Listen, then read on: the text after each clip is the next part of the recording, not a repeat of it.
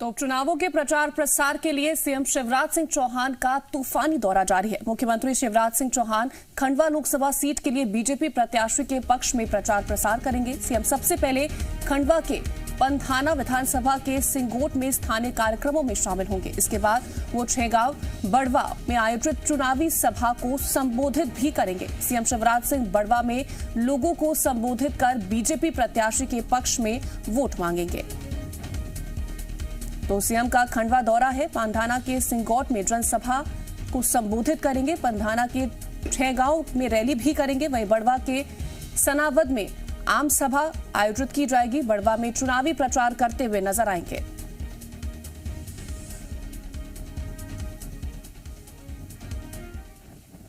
तो हमारे संवाददाता वासु चौरे लगातार हमारे साथ बने हुए हैं। वासु, अब जिस तरह से मुख्यमंत्री एक के बाद एक ताबड़तोड़ रैलियां कर रहे हैं, आज भी महत्वपूर्ण कार्यक्रम है, क्या कुछ पूरी जानकारी है?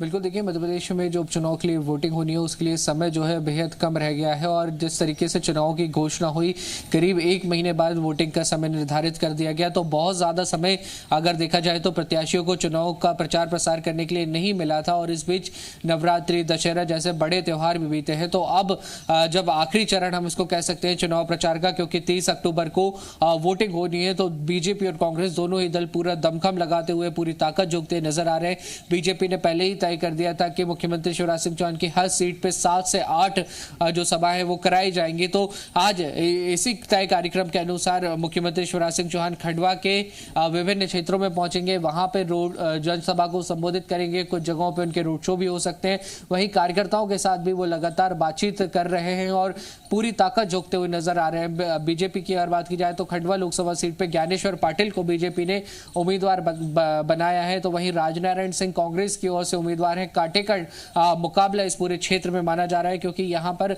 यादव, ब्राह्मण, ठाकुर जो वोट्स हैं वो काफी ज्यादा मायने रखते हैं और सियासी और जातिगत समीकरणों को देखते ही दोनों ही पार्टी ने अपने अपने प्रत्याशी मैदान में उतारे हैं। लिहाजा देखना होगा कि मुख्यमंत्री शिवराज सिंह चौहान के ये तूफानी दौरे भाजपा के लिए कितने कारगर साबित होते हैं या खंडवा की जनता कमलनाथ और कांग्रेस पर भरोसा जताती है। नलिनी, बिल्कुल आपसे ये भी जानना चाहेंगे वासु, क्योंकि अगर जोबट के हम चुनावी दौरे की बात कर लें, रात गुजारी थी सीएम शिवराज सिंह चौहान ने, आदिवासियों पर फोकस रहा था, क्योंकि 97% आबादी मध्य प्रदेश में आदिवासियों की है। ऐसे में बहुत जरूरी हो जाता है आदिवासियों को साधना। लेकिन अब खंडवा सीट के लिए भी, क्योंकि एक लोकसभा सीट है और हॉट सीट है, इस पर भी हर किसी की निगाहें टिकी हुई है। जातिगत समीकरण साधने की जहां बीजेपी की कोशिश है, कांग्रेस भी पूरी तरह से प्रचार प्रसार करती नजर आ रही है। यानी कि आदिवासी साथ ही जातिगत समीकरण दोनों ही, चारों ही सीटों के लिए दरअसल बहुत महत्वपूर्ण।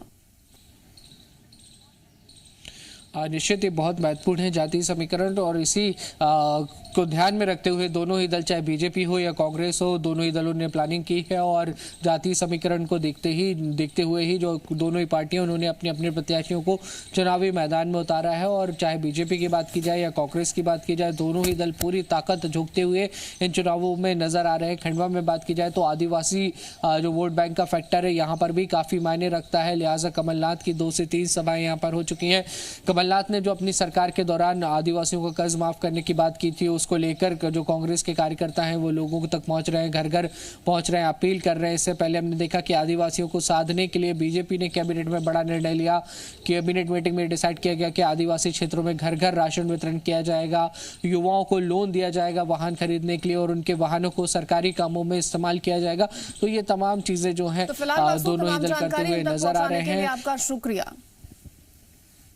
तो वहीं रेगांव से बीजेपी प्रत्याशी प्रतिमा बागरी के एक वायरल वीडियो पर सीएम शिवराज सिंह ने गुस्सा जाहिर किया है। उन्होंने कहा कि कांग्रेस की घटिया मानसिकता है। वो एक वीडियो वायरल कर रहे हैं जिसमें मंत्री बृजेंद्र सिंह भाषण के दौरान प्रतिमा बागरी के बालों से उल्टा चश्मा निकाल रहे थे।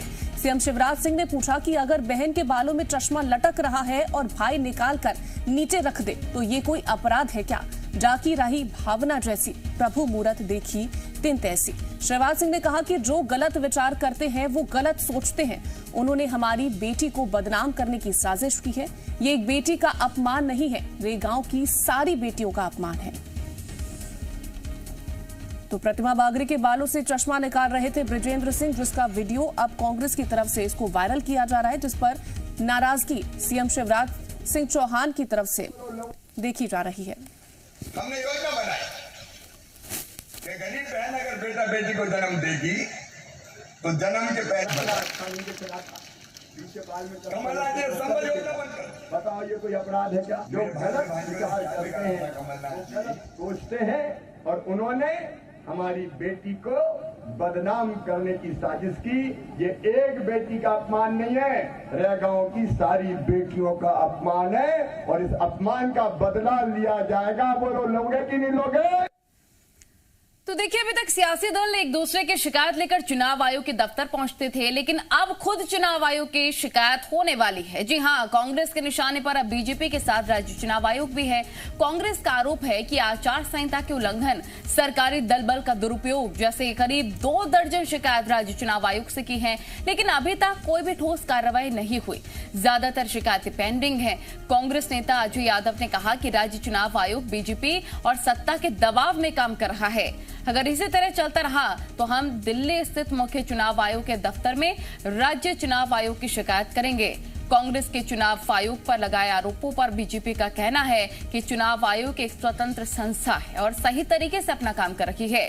जब कांग्रेस को हार सामने दिखाई देती है तो पार्टी छटपटाने लगती है। निर्वाचन आयोग द्वारा केवल खानापूर्ति की गई, कोई कार्रवाई नहीं की गई, जबकि निर्वाचन आयोग का दायित्व था कि स्वतंत्र तरीके से निर्वाचन करवाए और आचार संहिता के उल्लंघन करने वालों के ऊपर सख्त कार्रवाई करे। इस मामले में कांग्रेस पार्टी आगे जाके केंद्रीय निर्वाचन आयोग के भी संज्ञान में ये तमाम चीजें लाई हैं।